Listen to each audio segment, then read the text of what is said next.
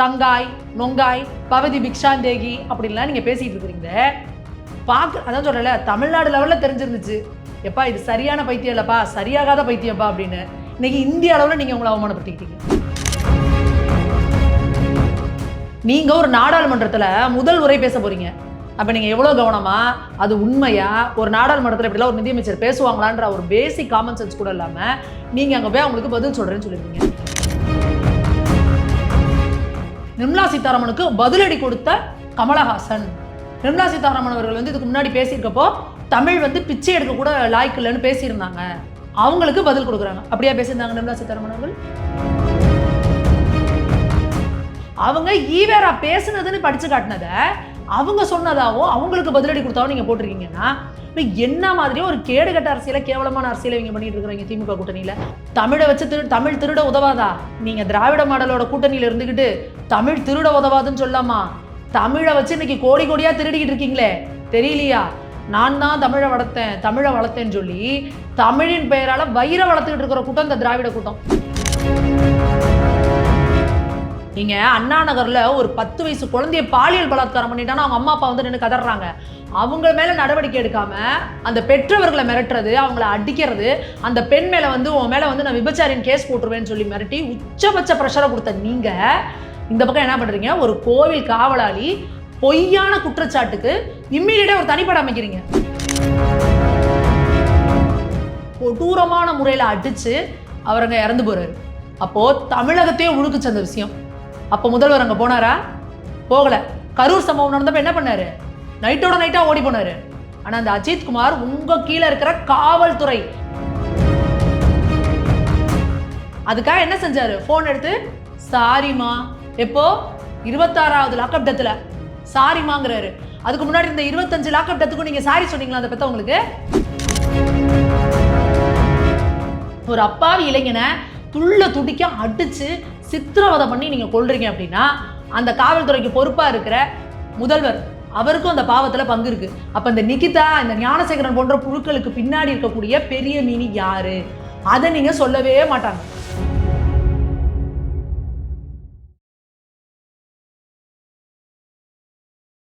இளையபாரத நேயர்களுக்கு வணக்கம். இன்னைக்கு நம்ம நேர்களில் நம்ம சிறப்பு விருந்தினர் பாஜகவின் மகளிர் அணி சமூக ஊடக அமைப்பாளரான சுமதி மேகவர்ணன் மேம் தான். மேம் வணக்கம் மேம். வணக்கம் மேம். நேற்றுக்கு கமலஹாசன் அவர்கள் நிர்மலா சீதாராமன் விட்டு புலந்து கட்டிட்டாருல்ல மேம் பார்லிமெண்ட்ல, அந்த அளவுக்கு இதை சொல்றதுக்குலாம் உங்களுக்கு வெக்கமாவே இல்லையா? பொய்ய பேசியிருக்கிறாரு. என்னங்க இவர் வந்து புலந்து கட்டி? எல்லாருமே அப்படிதான். அது 3 மொழியிலும் கதற விட்ட. எதுக்கு கதறணும்? நீங்க என்ன சொல்றீங்க? நிர்மலா சீதாராமன் அவர்கள் வந்து ஈவே ராமசாமி என்ன சொன்னாருன்றத படிச்சிருக்காங்க. தமிழை படிச்சா பிச்சை கூட எடுக்க முடியாது, தமிழ் ஒரு காட்டு மிராண்டி மொழின்னு சொன்னது யாரு? ஈவேரா. அதை அவங்க வந்து படிச்சு காட்டுறாங்க. அதுல இவங்க என்ன பண்றாங்க? இந்த ஊபிஸ் அவங்க முன்னாடி சொன்னது அடுத்து சொன்னதெல்லாம் கட் பண்ணிட்டு அவங்க நடுவில் அந்த படிச்சதை மட்டும் போட்டுட்டு பாருங்க இந்த அம்மா வந்து தமிழை வந்து இப்படி அசிங்கப்படுத்துது, அவமானப்படுத்துதுன்னு இவங்க 2 நாளா சோசியல் மீடியால போன வாரம் ஃபுல்லாக விட்டிட்டு இருந்தாங்க. இது அவங்க பேசுனது வந்து மார்ச் மாசம் 2025 பேசியிருக்காங்க. அதை இவங்க எடுத்து போட்டு இப்போ உருட்டிட்டு இருந்தாங்க. நீங்க ஒரு நாடாளுமன்றத்துல முதல் உரை பேச போறீங்க. அப்ப நீங்க எவ்வளவு கவனமா அது உண்மையா ஒரு நாடாளுமன்றத்தில் இப்படிலாம் ஒரு நிதியமைச்சர் பேசுவாங்களான்ற ஒரு பேசிக் காமன் சென்ஸ் கூட இல்லாம நீங்க அங்க போய் அவங்களுக்கு பதில் சொல்றேன்னு சொல்லிருக்கீங்க. உண்மையில நிர்மலா சீதாராமன் என்ன சொன்னாங்க? அதுல நீங்க தான் தமிழை வளர்த்தேன்னு ஒரு பக்கம் சொல்லிட்டு தமிழை இப்படி கேவலமா பேசின ஒருத்தரை இவர் தான் எங்களோட ஐகான், எங்களோட திராவிடியன் ஐடியாலஜியே இவர் தான் அப்படின்றீங்க. எல்லா இடத்துலயும் அவரோட போட்டோ வச்சிருக்கீங்க, மாலை போட்டு இது பண்றீங்க. ஆனா அவர் வந்து தமிழ் அப்படி கேவலப்படுத்திருக்காருல்ல, அதுக்கு என்ன பதில் சொல்றீங்கன்னு கேட்கறாங்கல்ல. அதை கட் பண்ணிட்டு இவங்க இதெல்லாம் உருட்டிட்டு இருந்தாங்களே, அதுக்கு போய் நீங்க அங்க நாடாளுமன்றத்துல தங்காய் நொங்காய் பவதி பிக்ஷாந்தேகி அப்படின்லாம் நீங்க பேசிட்டு இருக்கிறீங்க. அதான் சொல்றல, தமிழ்நாடு லெவல்ல தெரிஞ்சிருந்துச்சு எப்பா இது சரியான பைத்தியம் இல்லப்பா, சரியாகாத பைத்தியம்ப்பா அப்படின்னு. இன்னைக்கு இந்திய அளவில் நீங்க உங்களை அவமானப்படுத்திக்கிட்டீங்க. இன்னைக்கு இந்திய அளவில் எல்லாரும் என்ன பண்ணிட்டு இருக்கிறாங்க? பொய் சொல்லிட்டாரு கமலஹாசன். நிர்மலா சீதாராமன் அப்படி சொல்லவே இல்லை. அதை வெட்டி ஒட்டினதுக்கு இவர் அங்கே போய் முதல் முறையில் பதில் சொல்றாருன்னா இப்போ எந்த அளவுக்கு ஒரு வெட்டியா சோசியல் மீடியாவில் பார்த்துட்டு இருக்காருன்னு பாருங்க. அந்த ஒரு சரிபார்க்கணும் அப்படின்ற அறிவு இல்லையா? அடுத்தது அந்த நியூஸ் தமிழ் சேனல் அவங்க என்ன பண்றாங்க அப்படின்னா தனது முதல் உரையிலேயே நிர்மலா சீதாராமனுக்கு பதிலடி கொடுத்த கமலஹாசன். நிர்மலா சீதாராமன் அவர்கள் வந்து இதுக்கு முன்னாடி பேசியிருக்கப்போ தமிழ் வந்து பிச்சை எடுக்க கூட லாய்க்கு இல்லைன்னு பேசியிருந்தாங்க. அவங்களுக்கு பதில் கொடுக்குறாங்க. அப்படியா பேசியிருந்தாங்க நிர்மலா சீதாராமன் அவர்கள்? அப்ப நீங்க என்ன சொல்லியிருக்கணும்? நிர்மலா சீதாராமன் அவர்கள் வந்து தமிழ் பிச்சை எடுக்க கூட உதவாது அப்படின்னு ஈவே ராமசாமி நாயக்கர் சொன்னதை படிச்சு காட்டினாங்க. அப்படித்தானே சொல்லணும். நீங்க ஒரு ஊடகம் எப்படி சொல்லணும்? உங்களை இப்போ தானே இந்த கல்குவாரி இதுக்கு திமுக எம்எல்ஏ உள்ள விட்டு எப்படி வெளுத்தாங்க. அதை வந்து எவ்வளோ தடயங்களை அழிச்சு உங்களுக்கு எவ்வளோ பிரச்சனையை கொடுத்து இவ்வளோ குடைச்சலை கொடுத்துட்டு இருக்காங்க. ஆனால் நீங்கள் என்ன பண்ணுறீங்க, எவ்வளோ அடித்தாலும் தாங்குறான்டா இவன் ரொம்ப நல்லவன்டா அப்படிங்கிற மாதிரி இவங்க இந்த அடி கொடுத்துட்டு இருக்கிறப்பயே நீங்கள் எதுக்குங்க போய் அவங்களுக்கு இப்படி முட்டு கொடுக்குறீங்க, எங்களுக்கு ஒன்றும் புரியல. அப்போ ஒரு ஊடகம் அப்படின்னா உங்களுக்குன்னு சில ரெஸ்பான்சிபிலிட்டி இருக்கா இல்லையா? எது உண்மை எது பொய் அதை சொல்லணுமா இல்லையா? நீங்கள் கமலஹாசன் சொன்னது பொய்னா பொய்ன்னு சொல்லுங்க, நிர்மலா சீதாராமன் அவர்கள் சொன்னது பொய்னா பொய்ன்னு சொல்லுங்க. அவங்க ஈவேரா பேசுனதுன்னு படிச்சு காட்டினதை அவங்க சொன்னதாவோ அவங்களுக்கு பதிலடி கொடுத்தாவோ நீங்க போட்டிருக்கீங்கன்னா இப்போ என்ன மாதிரியே ஒரு கேடுகட்ட அரசியலை, கேவலமான அரசியலை இவங்க பண்ணிட்டு இருக்கிறாங்க திமுக கூட்டணியில. இங்க இன்னும் எத்தனை வருஷம் நீங்க வந்து இந்த மொழி அரசியலை வச்சு கேவலமான ஒரு மொழி அரசியலை பண்ணிட்டு உட்காந்துருக்க போறீங்க? இந்த இந்த வடிவேலு படத்துல தம்பி நீங்க வாழ்க்கையோட எட்ஜில் போய் நிக்கிற, இனி உனக்கு ஒண்ணுமே பண்ண முடியல, இந்த பொட்டியை திறந்து பாடுறா அப்படின்னு கொடுக்குற மாதிரி இவங்க கையில இந்த பொட்டியை கொடுத்துட்டு போயிருக்காங்க. இவங்க என்ன கேவலமான ஆட்சி நடந்தாலும் உடனே அந்த மொழின்ற திறந்துக்கிறது. தமிழுக்கு நீங்க என்ன பண்ணி கிழிச்சிங்க அப்படின்றத நாங்கள் திரும்ப திரும்ப கேட்குறோம். தமிழ் எவ்வளவு கேவலமா பேசணும் ஒருத்தரை, இவர் தான் எங்களோட கொள்கை தலைவர் அப்படின்னு பிடிச்சிட்டு நிக்கிறீங்கன்னா அப்ப எப்படி? அதாவது ஒரு பக்கமா நிக்கணும். சீமா என்ன சொன்னார்ல, ஒண்ணு இந்த பக்கம் இல்ல இல்ல இந்த பக்கம் இல்ல, நடுவில் நின்னா லாரியில் அடிபட்டு செத்து போவன்ற மாதிரி. ஒண்ணு நான் தமிழ் பற்றாளன் அப்படின்னா என் தமிழ் தான் எனக்கு மூச்சு, என் தமிழை எவனாவது கேவலமா பேசுறான்னா அவ்வளவுதான் அப்படின்னு சொல்லணும். இல்லையா எங்களுக்கு ஈவேரா தான் எல்லாம், ஈவேரா சொன்ன கொள்கை எல்லாத்தையும் நான் ஏத்துக்கிறேன் அப்படின்னா இப்படி நில்லு. இல்லை நான் ஈவராவையும் ஏற்றுக்குவேன், ஆனால் நாங்கள் தான் தமிழ் வளர்த்தவர்கள் அப்படின்னு நடுவில் நின்று ஒரு உருட்டு ஊட்டிட்டு இருந்தீங்கன்னா அப்போ என்ன நினச்சிட்டு இருக்கீங்க தமிழ் மக்களை? அதை தான் நாங்கள் கேள்வி கேட்குறோம். அதை வந்து அந்த குட்டை வெளிப்படுத்துறதுக்காக நிர்மலா சீதாராமன் அவர்கள் வந்து அதை அவையில பேசுகிறாங்க. இப்படிலாம் பேசுகிற ஒருத்தரை நீங்கள் தான் வந்து உட்கார வச்சு பூ போட்டு கும்பிட்டுக்கிட்டு இருக்கிறீங்க, ஆனால் நீங்கள் தான் தமிழ் வளர்த்தவங்கன்னு சொல்கிறீங்கன்னு. அதுக்கு நேற்று போய் நான் என்னோட முதல் உரையில் வந்து கமலஹாசன் அவர்கள் வந்து தமிழ் பிச்சை எடுக்க உதவாது, தமிழுக்கு வந்து திருடவும் தெரியாது அப்படின்னா தமிழை வச்சு தமிழ் திருட உதவாதா? நீங்க திராவிட மாடலோட கூட்டணியில இருந்துகிட்டு தமிழ் திருட உதவாதுன்னு சொல்லாமா? தமிழை வச்சு இன்னைக்கு கோடி கோடியா திருடிக்கிட்டு இருக்கீங்களே, தெரியலையா? நான் தான் தமிழை வளர்த்தேன்னு சொல்லி தமிழின் பெயரால வயிறை வளர்த்துக்கிட்டு இருக்கிற கூட்டம் இந்த திராவிட கூட்டம். அப்படி இருக்கிறப்போ கமலஹாசன் அவர்கள் வந்து தமிழனுக்கு யாசகம் கேட்க தெரியாதான். கமலஹாசன் தமிழர் தானே இல்லையா? இங்கே போய் இந்த ஒரு படம் ரிலீஸ் ஆகலன்றதுக்காக போய் ஜெயலலிதா அம்மா காலில் விழுந்தீங்களே, நீங்கள் எவ்வளோ இடத்துல எதுக்கெல்லாம் யாசகம் கேட்டிருக்கீங்க, அதெல்லாம் எடுத்து சொல்லாமா? அடுத்தது இப்போ டிவி ரிமோட்டை உடைச்சிங்கல்ல, உடச்சிட்டு என்ன பண்ணீங்க? போய் திமுக கிட்ட உங்கள் கட்சியவே அடமானம் வச்சு ஐயா ஒரு சீட்டு கொடுத்தா போதியா அப்படின்னு யாசகம் கேட்டுனீங்களே, அதெல்லாம் மறந்துருச்சா உங்களுக்கு? அப்போ நீங்கள் பண்ணுற அயோக்கியத்தனத்தை எல்லாம் பண்ணிட்டு தமிழன் அப்படின்னு அவன் பின்னாடி போய் ஒளிஞ்சுக்கிட்டு தமிழ் மொழியையும் தமிழர்களையும் தயவு செஞ்சு அவமானப்படுத்தாதீங்க. நீங்கள்லாம் அதாவது யார் வந்து ஒருத்தர் ஐகானிக்காக காட்டுவாங்கன்னா ஒரு இந்த தமிழர்களே ஒரு பெஸ்ட் ரோல் மாடலாக இருக்கவங்க தான். பாடுறா தமிழன்னா இப்படி தான் இருப்பான் அப்படின்னு காட்டலாம். நீங்கள் இருக்கிறதே கேவலமான ஒரு கேரக்டரு. நீங்கள் உட்காந்துக்கிட்டு நாங்கள் தமிழன்னு போய் சொல்லி தமிழர்களை தயவு செஞ்சு அவமானப்படுத்தாதீங்கிறதா எங்களோட கோரிக்கையாக இருக்குது. பட் இருந்தாலுமே தமிழுக்கு வந்து குரல் கொடுக்குறது தமிழ்நாட்டில் இருக்க தானமா செய்கிறாங்க. கனிமொழி அவர்களாகட்டும், நம்ம தங்கம் தென்னரசு அவர்களாகட்டும், ஏன் வந்து ரயில்வே ஸ்டேஷன் இருக்கக்கூடிய போர்டெல்லாம் முதன்மை மொழியாக ஹிந்தியை நீங்கள் திணிக்கிறீங்க? அதுவும் வந்து உண்மை அந்த மாதிரி நிறைய விஷயங்கள் ட்விட்டரில் போட்டிருக்காங்க. ஒரு அடிப்படையான ஒரு 10ஆம் கிளாஸ் படிக்கிற பிள்ளைகிட்ட போய் கேட்டால் சொல்லுவாங்க, ரயில்வே ஸ்டேஷனுக்கு எங்கேருந்துலாம் எல்லோரும் வருவாங்க, இந்தியா முழுக்க எல்லோரும் வராங்களா? அப்போது அந்த ரயில்வே ஸ்டேஷன் போர்டில் குறைஞ்சது 3 லாங்குவேஜ் இருக்கும். தமிழ் இருக்கும், இங்கிலீஷ் இருக்கும். தமிழ்நாட்டில் மட்டும்தான் யாருக்கும் ஹிந்தி தெரியாது, தமிழ்நாடு தாண்டினா எல்லாருக்கும் ஹிந்தி தெரியும். இந்த பக்கம் கேரளா போனீங்கன்னா எல்லாரும் ஹிந்தி தெரியும், இந்த பக்கம் ஆந்திரா போனீங்கன்னா எல்லாருக்கும் ஹிந்தி தெரியும், இந்த பக்கம் கர்நாடகா போனீங்கன்னா எல்லாருக்கும் ஹிந்தி தெரியும். அப்போது ஒரு ரயில்வே அந்த சைன் போர்டில் பலதரப்பட்ட மக்கள் பல ஸ்டேட்லேருந்து வருவாங்க. குறிப்பாக இந்த சிவகாசியிலலாம் பார்த்தீங்கன்னா அது எவ்வளோ பெரிய வணிக சிட்டி, அது எவ்வளோ பட்டாசத்துக்கு இந்தியா முழுக்க வந்துட்டு போயிட்டு இருக்காங்க. அப்போ அங்கே தமிழ் இங்கிலீஷ் ஹிந்தியில் தானே இருக்கும். சென்னையில் வந்து ஒன்லி சென்னைக்காரங்க மட்டும்தான், தமிழ்நாட்டுக்காரங்க மட்டும்தான் சென்னைக்கு வந்துட்டு போகிறாங்களா? அப்போது ஒரு ரயில்வே ஸ்டேஷன் போர்டில் தமிழ் இங்கிலீஷ் ஹிந்தி இருந்தால் அதை உட்காந்து நீங்கள் பேசுகிறீங்கன்னா அவ்வளோ வெட்டியாக இருக்கீங்களா நீங்கள்? நம்ம இப்போ நான் கேட்குறேன் கனிமொழியை காட்ட, தமிழ்நாட்டில் தினந்தோறும் நியூஸ் பேப்பரை பிரித்தா பெண்கள் பாலியல் பலாத்காரம், பச்சை குழந்தைங்க வெளியில் போக முடியல, பாட்டி கூட வெளியே போக முடியல, பெண்களுக்கு பாதுகாப்பு இல்லாத மாநிலமாக ஆகிட்டு இருக்கு. அதெல்லாம் உங்களுக்கு பிரச்சனையாக தெரியல. குடி பழக்கம் டாஸ்மாக் கரை புரண்டு ஓடுது, 24 மணி நேரம் பார் வச்சு இல்லீகலாக உட்காந்து வித்துக்கிட்டு இருக்கான், வீட்டுக்கு சரக்கு வித்துக்கிட்டு கிடக்குறானுங்க, அது உங்களுக்கு பிரச்சனையாக தெரியல. கஞ்சா, ஸ்கூல் பசங்க கையில் கஞ்சா, 11வது படிக்கிறவங்க கையில் பொட்டலம் தூக்கிக்கிட்டு, நம்மளாம் சோத்து பொட்டலம் தூக்கிட்டு போவோம், இப்போ கஞ்சா பொட்டலம் தூக்கிட்டு வரானுங்க ஸ்கூலுக்கு. ஸ்கூல் பையன் கையில் போதை ஊசி இருக்குது, மெத்து அப்படின்னு வாயில் சொல்ல முடியாத கஞ்சா ஆயில்னு ஏகப்பட்ட போதை கலாச்சாரம் உருவாக்கி தமிழ்நாடு இளைஞர்கள் குட்டிச்சவராயிட்டு நிற்கிறான். அதெல்லாம் உங்களுக்கு பிரச்சனையே தெரியல. இந்த ஸ்கூல் பசங்க எல்லாரும் இப்படி கஞ்சாவும் போதையும் போட்டுட்டு பிரச்சனை கொடுக்கறது யாருக்கு? மாணவிகளுக்கு வெளியில வந்து பெண்கள் வெளியில போக முடியல, பின்னாடி திறந்து வர்றது, அவங்கள கையை பிடிச்சி இழுக்கிறது, அவங்கள அளவுக்கு மீறி ரொம்ப ஒரு இதா போயிட்டு பெண்களுக்கு பாதுகாப்பு இல்லாத மாநிலமா மாறிக்கிட்டு இருக்கு. அது உங்களுக்கு பிரச்சனையா தெரியல. விலைவாசி எல்லாத்தையும் தாறுமாறா, பால் விலை முதற்கொண்டு தாறுமாறா ஏத்தி வச்சிருக்கிறீங்க. குடிநீர் வரி, சொத்து வரின்னு மிடில் கிளாஸ் மக்கள் வாழ்றதா வாழ வேணாமா, மின்சார கட்டணத்தை தொட்டாலே சாக்கடிக்குது. இந்த மாதிரி நிலைமையில வாழ வச்சிருக்கீங்க. ரவுடிசம் எங்க பார்த்தாலும் ரோட்ல ஓட ஓட விட்டு வெட்டுறது, ரீல்ஸ் போடுறதுக்காக ரோட்ல ஓட விட்டு வெட்டுறதுன்னு அவன் கையில வந்து கஞ்சாவும் கத்தியுமா அலைஞ்சுக்கிட்டு இருக்கான். இதெல்லாம் உங்களுக்கு பிரச்சனையா தெரியல. ஒரு ரயில்வே ஸ்டேஷன் போர்டுல ஹிந்தியில பேர் எழுதியிருக்காங்க. இதுதான் பிரச்சனையா தெரியுதுன்னா, அப்ப கனிமொழி அவர்களுக்கு எதற்காக ஓட்டு போட்டோங்கிறத அந்த பகுதி மக்கள் யோசிக்கணும். நீங்கெல்லாம் மக்களுக்கான பிரச்சனையை பேசுறவங்களோ, மக்கள் பிரச்சனைக்கு சொல்யூஷன் கொடுக்குறவங்களோ கிடையாது. உங்களுக்கு முழுக்க முழுக்க தேவையான சந்தர்ப்பவாத அரசியல். நீங்க பண்ற சந்தர்ப்பவாத அரசியலுக்கு உங்களுக்கு வேற வழியே கிடையாது. முட்டுச்சந்திர போய் நிக்கிறீங்க முட்டிக்கிட்டு அப்படின்னா, உடனே எட்ரா டேக் டைவர்ஷனு, மொழிப்போர், நாங்க மொழியை பத்தி பேசுவோம், இந்தியை திணிக்கிறாங்க அப்படின்றீங்கன்னா, அப்ப இந்த மாதிரியான கேவலமான அரசியல்வாதிகளுக்கு இனி தமிழ்நாட்டுல இடம் இல்லை அப்படிங்கிறது தான் தமிழக மக்கள் எடுக்க போற முடிவா இருக்கும். அதில் கனிமொழி அக்கா வந்து இந்தியாவிலேயே இளம் விதவைகள் அதிகமா இருக்கிறதுன்னு சொல்லி பேசுனாங்கல்ல, அவங்க எல்லாம் சொல்யூஷன் கொடுத்துட்டீங்களா? எத்தனை பெண்களோட தாலி எடுத்திருக்கீங்க உங்க ஆட்சியில? இப்ப வந்து அதுக்கெல்லாம் நீங்க பதில் சொல்ல முடியல. ஹிந்தியில போர்டு வச்சுட்டாங்கன்னு சொல்லி போர்டுல ஹிந்தியில பேர் எழுதிட்டாங்கன்னு சொல்லி கேட்குறீங்கன்னா, இந்த கேவல அரசியலுக்கு உங்களுக்கு பதில் சொல்றது கூட எங்களுக்கு வெக்கமா இருக்கு. ஓகே மேம், அதே மாதிரி இப்போ இந்த அஜித்குமாரோடைய வழக்கு ஓகேங்களா, அதில் நீதிமன்றம் கடுமையாக விமர்சனம் பண்ணியிருக்காங்க. என்ன மாதிரி விஷயங்கள் சொல்லியிருக்காங்க மேம் அதில்? இல்லை, இந்த திமுக ஒரே ஒரு லாக்அப் டெத்துக்கு என்ன குதிச்சாங்கப்பா போன ஆட்சியில். ஏன்பா இந்த தடவை கிட்டத்தட்ட 20க்கும் மேற்பட்ட மரணங்கள், 25க்கு மேலே வந்து லாக்அப் டெத்து. அதே இந்த கொடுமை பார்த்தீங்கன்னா, அந்த அஜித்குமாருங்கிற அந்த பையன் ஒரு கோவிலில் ஒரு காவலாளியாக இருந்திருக்கான்.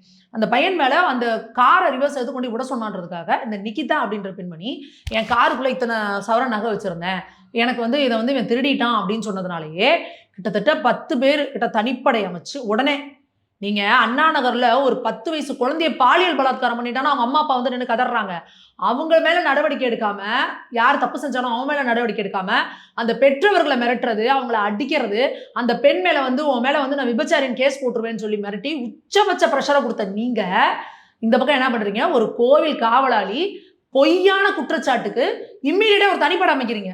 அந்த தனிப்படை அவரை கூட்டிட்டு போய் அங்கேயும் இங்கேயும் வச்சு கொடூரமான முறையில அடிச்சு அவருங்க இறந்து போறாரு. அப்போ தமிழகத்தையே உழுக்குச்சு அந்த விஷயம். அப்போ முதல்வர் அங்க போனாரா? போகல. கரூர் சம்பவம் நடந்தப்ப என்ன பண்ணாரு? நைட்டோட நைட்டா ஓடி போனாரு. ஆனா அந்த அஜித்குமார் உங்க கீழே இருக்கிற காவல்துறை, கோர்ட் என்ன வார்த்தை யூஸ் பண்ணிருக்கு பாருங்க, அநியாயமாக ஒரு கொலை செய்திருக்கிறது காவல்துறைன்னு சொல்லி கோர்ட் சொல்லியிருக்கு. அப்போ அந்த காவல்துறையை கையில வச்சிருக்க முதல்வர் இவங்கெல்லாம் நிச்சயமா தண்டிக்கப்படணும் அப்படிங்கிறது கோர்ட்டு. அப்ப காவல்துறையில தப்பு செஞ்சவங்க கண்டிக்கப்படணும்னா அந்த காவல்துறைக்கு பொறுப்பா இருக்கவர் யாரு? அப்ப முதல்வருக்கு என்ன கொடுப்பீங்க? நீங்க என்ன தண்டனை கொடுப்பீங்க? அதுக்காக என்ன செஞ்சாரு? போன் எடுத்து சாரிமா, எப்போ 26வது லாக்அப் டெத்துல சாரிமாங்கிறாரு. அதுக்கு முன்னாடி இந்த 25 லாக்அப் டெத்துக்கும் நீங்க சாரி சொன்னீங்களா அந்த பெத்தவங்களுக்கு? அதுக்கப்புறம் எத்தனை நடந்திருக்கு? அதுக்கெல்லாம் சாரி சொல்லியிருக்கீங்களா நீங்க? அப்போ இந்த மாதிரி ஒரு கையாளாகாத ஆட்சி நடத்திட்டு இருக்கிற நீங்க, ஒரு பெண் வந்து ஒரு புகார் கொடுத்துருக்காங்க, அது பொய்யா உண்மையான அந்த பொண்ணை விசாரிக்கல, சிசிடிவி ஃபுட்டேஜ் செக் பண்ணல, இவ்வளவு சீக்கிரமா ஒரு தனிப்படை அமைச்சு நடக்குதுன்னா அந்த பெண்ணோட பின்புலம் என்ன? இதான் நாங்க கேட்கிறோம். இங்க ஞானசேகரன் இருக்கானா? பாருங்க, ஞானசேகரன் மேல நீங்க நடவடிக்கை எடுத்துட்டோன்றீங்க. ஞானசேகரனுக்கு பின்னாடி இருக்கிற கிங்பின் யாரு? ஞானசேகரன் ஒரு துருப்பு. எதுக்கு அந்த துருப்போட நீங்க கட் பண்றீங்க? அந்த துருப்பை பிடிச்சு உருவுனா மேல இருக்கிற பெரிய மீன் வரும். ஆனா நீங்க என்ன பண்ணுவீங்க? தூண்டில இதோட கட் பண்ணிடுவீங்க. இந்த புழுக்கள் தான் சிக்கும். அப்ப இந்த நிகிதா, இந்த ஞானசேகரன் போன்ற புழுக்களுக்கு பின்னாடி இருக்கக்கூடிய பெரிய மீன் யாரு? அதை நீங்க சொல்லவே மாட்டாங்க. அதை இவங்க கொண்டு வரவே மாட்டாங்க. அதுதான் இந்த திராவிட மாடலோட கேவலமான ஆட்சி. உண்மையாலுமே ஒரு இந்த பாவம்லாம் உங்களை சும்மாவே விடாது. ஒரு அப்பாவி இளைஞனை துள்ள துடிக்க அடிச்சு சித்திரவதை பண்ணி நீங்க கொல்றீங்க அப்படின்னா அந்த காவல்துறைக்கு பொறுப்பா இருக்கிற முதல்வர் அவருக்கும் அந்த பாவத்துல பங்கு இருக்கு. இந்த மாதிரி இவங்க இவ்வளவு பாவம் பண்றதுனாலதான் ஊர் ஊரா போய் மனைவியை வச்சு பாவ பூஜை, பரிகார பூஜை பண்ணிக்கிட்டே இருக்கிறாங்க. நீங்க எத்தனை பரிகார பூஜை பண்ணாலும் இந்த பாவத்துக்குலாம் பதிலே கிடையாது. அந்த தாய் கதர்னதை பாருங்க. ஒரு சிங்கிள் மதரா வந்து ஒரு தாய் வளர்த்து எடுத்திருக்காங்க. ஒரு சிங்கிள் மதரா அந்த குழந்தைகளை வளர்த்து எடுக்கிறதுங்கிறது எவ்வளவு பெரிய போராட்டம், எவ்வளவு பெரிய இது. அந்த அம்மாவோட பாவம் சாவெல்லாம் உங்களை சும்மா விடுமா? இன்னும் எத்தனை பெண்களோட சாவத்தையும் தாலியையும் அறுத்து இந்த மாதிரி சாவத்தை வாங்கி கொட்டிக்குவீங்க. ஆனா நீங்க என்ன சொல்றீங்க? இது எதையுமே நான் கண்டுக்க மாட்டேன். ஐயோ எங்க பர்றா போர்டுல இந்தியா எழுதிட்டாண்டா, ஐயோ இந்திய துணிக்கிறான்டான்னா மக்கள் உங்களை எப்படி பார்ப்பாங்க? நீங்களாம் என்ன அரசியல்வாதிகளா, இல்ல மனுஷனா, ஏதாவது ஒரு ஜந்துவா அப்படின்ற அளவுக்கு தான் இன்னைக்கு வந்து நீங்க எல்லாரும் அரசியல் பண்ணிட்டு இருக்காங்க. ஓகே நம்ம எப்பவுமே நீங்கள் பாஜக வந்து காங்கிரஸ் கூட்டணியில் பெரும் பிரச்சனையாயிருச்சு, திமுக காங்கிரஸ் பிரச்சனை வந்துருச்சு அப்படின்ற. பட் ஆனால் பாஜகலேயே பிரச்சனை வர மாதிரிலாம் மேம் எல்லாம் நியூஸ் போடுறாங்க. பாஜக அண்ணாமலை அண்ணாமலை வந்து பொறுப்புல இருந்து விலகிட்டாப்ல அப்படின்ற மாதிரி. பொறுப்புலேருந்து என்னப்பா விலகினாரு? தேர்தல் பொறுப்புலேருந்து விலகிறேன் அப்படின்னு இருக்காரு. அதாவது ஒவ்வொருத்தவங்களுக்கும் அந்த சட்டமன்றத்துக்கு வந்து பொறுப்பு கொடுப்பாங்க. ஒவ்வொருத்தருக்கும் 4 தொகுதி 5 தொகுதி 6 தொகுதி அந்த மாதிரி. அந்த சட்டமன்றத்தில் போய் உட்காந்து அவங்க அந்த கிராஸ் ரூட் லெவலில் எல்லா வேலையும் அங்கே பார்க்கணும். அப்பா அவர் என்ன சொல்லியிருக்காரு, எங்கள் அப்பாவுக்கு உடம்பு சரியில்லை, எங்கள் அப்பாவுக்கு உடம்பு சரியில்லை, அதனால நான் வந்து ஒரு பிரேக் எடுத்துக்கிறேன்னு நான் வந்து மாநில தலைவருக்கு நான் கடிதம் எழுதிட்டேன், முன்னாடியே எழுதிட்டேன். அதான் அந்த ப்ரெஸ் மீட்டில் கேட்கும்பொழுது நான் சொன்னேன் அப்படின்றாரு. ஒரே நாள் தான் இந்த ஊபிஸுங்களுக்கெல்லாம் கொண்டாட்டம் தாங்கலை. பாடுற அண்ணாமலை நியூஸ்லாம் பார்க்கணும். பதவி விலகுகிறார் அண்ணாமலை, அண்ணாமலை விலகி விட்டார், நயினாருக்கு கடிதம், அண்ணாமலை இனிமே அவ்வளோதான், அரசியலிலிருந்தே விலகுகிறார் அண்ணாமலை. இதுலேருந்து என்ன தெரியுதுன்னா, எம்புட்டு கொள்ள பயபேர் வந்து அண்ணாமலையால் பாதிக்கப்பட்டிருக்காங்கன்னு பாருங்க.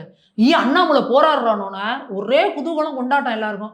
ஒரு நாள் ஃபுல்லாக பண்ணாங்க. பார்த்தாரு இவர், ஒரு நாள் சந்தோஷமா இருந்தில்ல, இந்தா வந்தேன் பாருன்னு நேற்று ஒரு ப்ரெஸ் மீட் வச்சாரு. எல்லாரையும் டாராக கிளின்னு கிழிச்சு தொங்க விட்டாரு. சேகர் பாபு 4 மிதி, கனிமொழிக்கு 4 மிதி, முதல்வருக்கு 4 மிதி, மீடியாக்களுக்கு மிதி, எல்லாரையும் வச்சு துவம்சம் பண்ணிட்டு, தம்பி அப்படிலாம் உங்களை விட்டுட்டு போயிட மாட்டேன், அப்படிலாம் சந்தோஷப்பட்டுறாதீங்க, இந்த இதில் வந்து இந்த சட்டமன்ற பொறுப்புல இருந்து இந்த வேலையை நான் செய்ய முடியாது சொன்னேன். தேர்தல் பிரச்சாரத்துக்கு வருவேன், கட்சி என்ன வேலை செய்யுதோ நான் செய்வேன், இந்த பொறுப்பை இந்த வேலையை மட்டும் செய்ய முடியாதுன்னு லெட்டர் போட்டிருக்கேன். ஏன்னா அதுக்கு நிறைய நேரம் கொடுக்கணும், நான் அந்த நேரம் என்னால் கொடுக்க முடியாது, ஏன்னா அப்பாவோட ஹெல்த்தை பார்த்துக்க வேண்டிய பொறுப்பு எனக்கு இருக்குது, அப்பாவை போய் ஹாஸ்பிட்டலில் நான் கூட இருக்கணும் அப்படின்ற எக்ஸ்பிளனேஷனை திரும்ப கொடுத்துருக்காரு. அப்போது இவங்க என்ன நினச்சிருப்பாங்க, வடை போச்சு அப்படிங்கிற மாதிரி, என்னடா ஒரு நாள் சந்தோஷமாக இருந்தோம், எப்பா போயிட்டா என் அண்ணாமலை நிம்மதியாக இருந்தோம், கடைசியில் என்னாடி இப்படி ஆயிடுச்சு அப்படின்னு எந்திரன் மாதிரி மீடியாக்காரங்கள்லேருந்து திமுக கூட்டணியில் இருக்கவங்க எல்லாரும் கன்னத்தில் கை வச்சுட்டு உட்காந்துருக்காங்க. குடுத்த அடி வலுவான அடி. கனிமொழி அக்காவெல்லாம் சொல்லியிருக்காரு, நல்ல மனநல மருத்துவரை போய் பாருங்கக்கா, அம்னியன் மாதிரி ஆயிட்டீங்கக்கா, ஒரு நேரம் அம்பியா இருக்கீங்க, ஒரு நேரம் வந்து அம்பியா இருக்கீங்க அப்படின்னு. சேகர் பாபுலாம் சொல்லியிருக்கிறாரு, அண்டி பிள்ளைக்கு மாண்டி, செவுத்துல ஒட்டின பள்ளி ஜந்து என்னன்னா வரணுமோ துவம்சம் பண்ணிட்டாரு. இதுதான் அண்ணாமலை அவர்கள். இதுக்கு தானே நீங்கள் பயப்படுறீங்க. அண்ணாமலை அவர்கள் ப்ரெஸ் மீட் கொடுத்தாலே அன்னைக்கு ஃபுல் சென்சேஷன் நியூஸ் அவர் தான். எல்லா மீடியாலையும் அவரை பற்றி தான் பேசுகிறாங்க, எல்லா மக்களும் அதை பார்க்குறாங்க. மக்கள் பார்க்கறதுனால தான் மீடியாக்கள் அதை போடுறாங்க. இல்லைன்னா நீங்கள் எப்படி அவங்களை இருட்டடிப்பு பண்ணுவீங்க அப்படின்றது தெரியும்.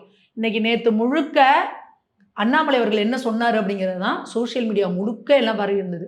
அப்போது இந்த திமுக காரங்கள்ல, ஐயோ நம்மளை விடாது கருப்புங்கிற மாதிரி இன்னும் போகமாட்டான் போல இருக்கே, நமக்கு பிரச்சனை ஓயாது போல இருக்கே அப்படின்னு எல்லாரும் தலையில் துண்டை போட்டுட்டு உட்காந்துருக்காங்க. அதனால் அவ்வளோ சீக்கிரமெல்லாம் சந்தோஷப்படாதீங்க ராஜா, அவர் அப்படிலாம் போயிட மாட்டார். இந்த திமுகவை இந்த தமிழக அரசியலேருந்து தொடச்சு துவம்சம் பண்ணுறதுக்கு தான் அவர் இங்கே வந்திருக்காரு. எங்கே போவார் அவர்? நீங்கள் அப்படி அப்படியே அவர் விட்டுட்டு போயிடுவார் நீங்கள் நினச்சிட்டு இருக்கீங்களா? மேம் அதே மாதிரி இப்போ நேற்றுக்கு எடப்பாடி பழனிசாமி அவர்களுமே ஒரு 5 மேனிஃபெஸ்டோ விஷயத்தை வெளியிட்டிருக்காரு மேம். பாஜக சைட்லேருந்து எப்போ அந்த மாதிரி மேனிஃபெஸ்டோ வருமா, இல்லை இது அதிமுகவோட தான்? இல்லை அதிமுக அவங்க தனியாக ஒன்று இது பண்ணியிருக்காங்கப்பா. பாஜக சார்பிலையும் அவங்களும் வந்து மேனிஃபெஸ்டோ ரெடி பண்ணுவாங்க.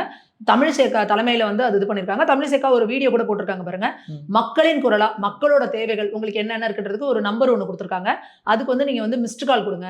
மிஸ்டு கால் கொடுத்தாலே ஆட்டோமேட்டிக்காக அதில் வந்து அந்த ரெக்கார்டு ஒன்று ஸ்டார்ட் ஆகும். ரெக்கார்டு ஸ்டார்ட் ஆனோன்னா எங்களுக்கு இது தேவை, எங்களுக்கு இதெல்லாம் இருந்தால் நல்லா இருக்கும், அது போன்ற பொதுமக்களோட சஜஷன்ஸை எடுத்து அதை கம்பைல் பண்ணி அதில் எது பெஸ்ட்டாக இருக்கோ, எது உண்மையாலுமே இதை செஞ்சால் தமிழகத்துக்கு நல்லதோ அதை நாங்கள் வந்து எங்களோட வாக்குறுதிகளாக கொடுப்போம் அப்படின்றத வந்து தமிழிசேகாவே பேசி ஒரு வீடியோ போட்டிருக்காங்க. ஸோ இது எல்லாத்தையும் கம்பைல் பண்ணி ஒரு ஃபைனல் ஃபார்மேட் வந்தோன்னா அவங்க ப்ராப்பராக ப்ரெஸ் மீட் வச்சு அதை வந்து அறிவிப்பாங்க. எப்போ அதை வந்து தமிழிசேகா அவங்க கட்சியில் முடிவு பண்ணுவாங்க. அதுக்கு இன்னும் ப்ராப்பரான ஃபார்ம் வரணும். இப்போ ஏடிஎம்கே பண்ணியிருக்காங்க, அவங்க ஏடிஎம்கே சார்பில் அது என்டிஏ கூட்டணிக்காக தமிழகத்துக்கு அவங்க இது பண்ணுறாங்க, தமிழகத்துக்கு அவங்க வந்து அந்த வாக்குறுதி வெளியிட்டிருக்காங்க. ஸோ பாஜக வந்து ஒரு மத்தியில் ஆட்சியில் இருக்கிற ஒரு கட்சியா எங்களால் தமிழகத்துக்கு என்னென்னலாம் செய்ய முடியும் அப்படின்றதுக்காக அவங்க வந்து ஒரு மேனிஃபெஸ்டோ வந்து ரெடி பண்ணுவாங்க. அதோட அது ஃபுல் ஃபார்ம் வந்ததுக்கப்புறமா கண்டிப்பாக வந்து ஒரு ப்ரெஸ் மீட் வச்சு தமிழிசேகா வந்து அவர் வந்து மாநில தலைவர்கள் இது பண்ணி அதை அறிவிப்பாங்க. Okay ma'am. நம்ம கடைசி ஒரு மேம், ஹெச் ராஜா அவரோட உடல்நிலை எந்த அளவுக்கு இருக்குமே? இப்போ ரொம்ப நல்லா தேறிட்டு வந்துட்டு இருக்கிறாரு. இந்த ஊபிஸுங்கெல்லாம் நினைச்ச மாதிரி ஆஹா ராஜா இனிமே நிறைய பேர் வந்து கமெண்ட்ஸ்ல போடுறாங்க, அவருக்கு ஒரு கை வரல கால் வரல, அதெல்லாம் அவங்களோட ஆசை. நிறைய நேரில் போய் பார்த்தோம்னா இன்னைக்கு நேற்று பிஜேபியில் ஒரு வீடியோ கூட போட்டிருக்காங்க, நல்லா ஆரோக்கியமாக இருக்காரு, நல்லா மீண்டு வந்துட்டு இருக்கிறாரு. கடவுள் புண்ணியத்தில் அந்த இடத்துல வந்து தமிழிசேகா இருந்திருக்காங்க. ஸோ அவங்க டாக்டர் அப்படிங்கிறதுனால அந்த டைமுக்கு என்ன ப்ராப்பரான ஃபர்ஸ்ட் எய்டு கொடுக்கணுமோ அதை வந்து அவங்க வந்து கொடுத்துருக்காங்க. அதே போல் அந்த 4 மணி நேரம்னு சொல்லுவாங்க அந்த டைம், அதுக்குள்ளே டக்குன்னு அங்கே பக்கத்தில் இருக்கிற ஒரு நியர்பை ஹாஸ்பிட்டலுக்கு கொண்டு போய் அவருக்கு தேவையான ஃபர்ஸ்ட் எய்ட் அண்ட் இன்ஜெக்ஷன் அதெல்லாம் போட்டாங்க. அதுக்கப்புறம் அவங்க எங்கே ரெகுலராக பார்ப்பாங்களோ அந்த அப்போலோவுக்கு வந்து அவங்கள வந்து கூட்டிகிட்டு போயிருக்காங்க. அதனால ஒரு பெரிய இது வந்து தடுக்கப்பட்டிருக்கு கடவுளோடது. இந்த தன்னோட வாழ்நாள் முழுக்கவும் இந்த இந்து தர்மத்துக்காகவும் கடவுள்களுக்காகவும் கோவில்களுக்காகவும் பேசின மனுஷன் அவர் அப்படி கடவுள் கைவிட்டுருவாரா? வந்து இவ்வளோ சீக்கிரமான ஒரு ஸ்பீடி ரெக்கவர் ஆகிட்டு இருக்கிறாரு. ஒரு நல்ல ஒரு ரெக்கவரி ஆகிட்டு இருக்காரு. இப்போ சமீபத்தில் கூட வினோஜ் அவர்கள் போய் பார்க்கும்பொழுது இந்த மெல்டிங் பாயிண்ட் சரவணன் இருக்கார் இல்லையா, அவர் வந்து சேஷாத் பூனாவாலா கிட்ட மொக்க வாங்கினார் பாருங்க, அந்த கழுத புலி கத்துற மாதிரி சிரிச்சார் பாருங்க, கெக்கன்னு. அதை வந்து அவர்கிட்ட போட்டு காமிச்சோன்னே அவர் வாய் விட்டு அதை பார்த்துட்டு சிரிக்கிறாரு. அந்த ஃபோட்டோவெல்லாம் எடுத்து வினோஜ் அவர்கள் போட்டிருந்தாரு. ஸோ அவர் வந்து நல்ல ஒரு இதில் இருக்காரு. ரஜினிகாந்த் அவர்கள் வந்து பார்த்துருக்காங்க, நயினார் மாநில தலைவர் அவங்க போய் பார்த்துருக்குறாங்க, வானதிக்கா போய் பார்த்துருக்குறாங்க. எல்லாருக்கும் வந்து நல்ல ரெஸ்பாண்ட் பண்ணுறாரு, பேச ஆரம்பிச்சிட்டார், நல்ல ரெக்கவர் ஆகிட்டாரு. சீக்கிரமாக இந்த திராவிடியன் ஸ்டாக்ஸ் அப்படின்னு சொல்லிட்டு இவங்களை பொழந்து கட்டுறதுக்கு திருப்பி ஃபீல்டுக்கு வருவார் அப்படின்றத நம்ம அவளோட எதிர்பார்க்கலாம். ஓகே மேம், நீங்கள் சொன்ன மாதிரி அந்த மெல்டிங் பாயிண்ட் சரவணன் வந்து சிரிச்ச வீடியோ எதற்காக மேம் அந்த வீடியோவில் அப்படி சிரிச்சாப்புல? ஆக்சுவலாக அந்த வந்து ஒரு நார்த் சைடில் ஒரு டிபேட் அது நடந்துட்டு இருக்கு. டிபேட் ஷோவில் அது பொதுவாக நார்த் சைடில் எப்படின்னா அது இங்கிலீஷில் தான் நடக்கும். ஆனாலும் பொதுவாக என்ன பண்ணுவாங்கன்னா நடுநடுவில் ஹிந்திலையும் சில வார்த்தைகள் வந்து பேசுவாங்க. ஒரு பொலிட்டிக்கல் அனலிஸ்ட் என்ன பண்ணுறாருன்னா பேசிகிட்டே இருக்கும்போது ஹிந்தியில் அவர் வந்து கண்டினியூ பண்ணிட்டாரு. உடனே சரவணன் போயிட்டு இல்லை சேச்சா உங்களோட ஒரே நியூசன்ஸாக இருக்குது, எதுக்கு ஹிந்தியில் பேசுகிறதா இருந்தால் எங்களெல்லாம் கூப்பிடாதீங்க, இங்கிலீஷ் தெரியாதவங்கள எதுக்கு டிபேட்டு கூப்பிடுறீங்க அப்படின்னு அவர் அவமானப்படுத்துறாரு. உடனே அவர் என்ன பண்றாரு, ரொம்ப ஒரு மாதிரி மனசு கஷ்டப்பட்டுட்டு மைக்கை எடுத்து போட்டுட்டு அவர் பாதியிலே எந்திரிச்சு போயிடுறாரு. அதுக்கப்புறம் இவர் பிஜேபியோட ஸ்போக்ஸ் பர்சன் இருக்கார் இல்லையா சேஷாத், என்ன கேட்கிறாரு, ஓ நீ அவ்வளோ ஹிந்தி மேல உனக்கு அவ்வளோ இது இருக்கா, நீ உனக்கு அவ்வளோ இருக்கா, வா உன்னை அடிக்கிறவா அப்படின்னு சொல்லிட்டு, ஏப்பா ஹிந்தி மேல உனக்கு இவ்வளோ வெறுப்பு இருக்குல்ல, ஹிந்தி திணிப்பை பத்தி ஒரு படம் எடுத்தீங்கல்ல பராசக்தி, அது வந்து யார் வந்து எந்த டைம்ல வந்தது, அந்த டைம்ல வந்து எதற்காக பராசக்தி வந்ததுன்னு கேட்குறாங்க. ஹிந்தி திணிப்புக்காக அப்படின்றாங்க. சரி அது எந்த டைம்ல வந்தது, அந்த ஹிந்தி திணிப்பு வந்துச்சுல அந்த படத்துல காட்டுறாங்கல்ல, அது யார் பீரியட்ல அப்படின்னு கேட்குறாங்க. காங்கிரஸ் அப்படிங்கிறாரு. உடனே திருப்பிடல, இப்போ நீ யாரோட கூட்டணியில இருக்க அப்படின்னு, என்ன அப்படின்றாரு, நீ இப்போ யார் கூட கூட்டணியில இருக்க அப்படின்னு, காங்கிரஸ் அப்படின்னு சொன்னோன்னா அந்த பேனல்ல இருக்க எல்லாரும் சிரிக்கிறாங்க. அப்ப அங்க அவமானப்பட்டு பதில் சொல்ல முடியாம பிபி உச்சத்துல போய் நட்டு கலண்டு இவர் என்ன பண்றாரு, அவங்க எல்லாரும் சிரிக்கிறாங்களாம். உடனே இவர் சிரிச்சு அவங்கள வந்து காமெடி பண்றாருன்னு சொல்லிட்டு கேட்க ஒரு மாதிரி அவங்கள சிரிச்ச உடனே அங்க பேனல்ல இருந்தவங்களே தெரிச்சு ஓடி சிரிக்கிறாங்க. வினயந்தலுக்கு பைத்தியம் முத்தி போச்சா அப்படின்ட்டு. அவர் அங்க இருக்கிற அவர் ஹாஸ்டல்ல அவரால் சிரிப்பை அடக்கவே முடியல. இன்னும் இந்த மாதிரி சிரிச்சு இந்த மாதிரி பண்ணிட்டு இருக்கிறா அப்படின்ட்டு அவர் அதை முடிச்சதுக்கப்புறம் வீவர்ஸ் அவர் வந்து இந்த மாதிரி பண்ணிட்டு இருக்காருன்னு ஒரு ஷோவை இந்த மாதிரி கேவலப்படுத்திட்டு இருக்கிறாங்களே அப்படின்னு சொல்லிட்டு அவர் அதுக்கப்புறம் முடிச்சோன்னு வீவர்ஸ் அவர் வந்து மாதிரி ஒரு மாதிரி இதாயிட்டாரு சாரி அப்படின்னு சொல்லி அவர் கேட்கிறாரு. இது என்ன ஆயிடுச்சு, சரவணன் என்ன நினச்சிட்டாப்ல, ஏய் பாடுறா நான் உன்னை கலாச்சிட்டேன் பாடுறா அப்படின்னு சந்தான படத்தில் சொல்லுவாள், டேய் அவனை சிரிக்க வேணான்னு சொல்லி கேவலமாக இருக்குது அப்படின்னா, டேய் உன்னை கேவலப்படுத்தாதானே நான் சிரிச்சேன் அப்படின்னா, டேய் சிரிக்கிறப்ப நீ கேவலமா இருக்கடா அப்படிங்கிற மாதிரி இவங்க எல்லாரையும் கேவலப்படுத்துறேன்னு சிரிச்சு சரவணன் இந்தியா முழுக்க கேவலப்பட்டு போயிட்டாரு. இந்தியா முழுக்க பாருங்க டிஎம்கேவோட ஸ்போக்ஸ் பர்சனு இப்படி கேவலமா சிரிச்சு வச்சிருக்காரு அப்படின்னு சொல்லி 3-4 நாளா இந்தியா முழுக்க எங்க திரும்பினீங்கனாலும் இன்ஸ்டாகிராம், ஃபேஸ்புக், ட்விட்டர்னு எங்க திரும்பினீங்கனாலும் இவர் வாயை பொழுதுட்டு சிரிச்சுட்டு இருக்கிறதா வருது சரவணனுக்கு. இனி திமுகல யாரு என்ன சொன்னாலும் சரி இதுக்கு பின்னாடி இதை போட்டு விட்டுருவாங்க. தேவையில்லாம மீம்க்கு டெம்ப்ளேட்டை திமுக காரிகளே வாரி கொடுக்குறாங்க. இதுக்கு முன்னாடி ஒரு ஆராசா அந்த வெயிட் பாருங்க, அதையும் எதையும் ஒன்னாக்கி பாருங்கள் அரிய வகை உயிரினம் கண்டுபிடிக்கப்பட்டது, இது வாய்ஸா பாருங்கன்னு சொல்லி இவர் சிரிச்சுட்டு இருக்கிறதையும் இவர் வெயிட்ங்கிறதையும் போட்டுட்டு பசங்க ட்ரோல் பண்ணிட்டு இருக்காங்க. ஜென்சி கிட்ஸ்க்கு வந்து ஃபுல் டைம் என்டர்டைன்மெண்ட்டை வந்து இந்த திமுக காரங்க கொடுத்துட்டு இருக்காங்க. அவ்வளோதான். ஓகே மேம், உங்கள் அற்புதமான கருத்துக்களை இளையபுரம் பார்ப்பதற்கு மிக்க நன்றி மேம். நன்றிங்க.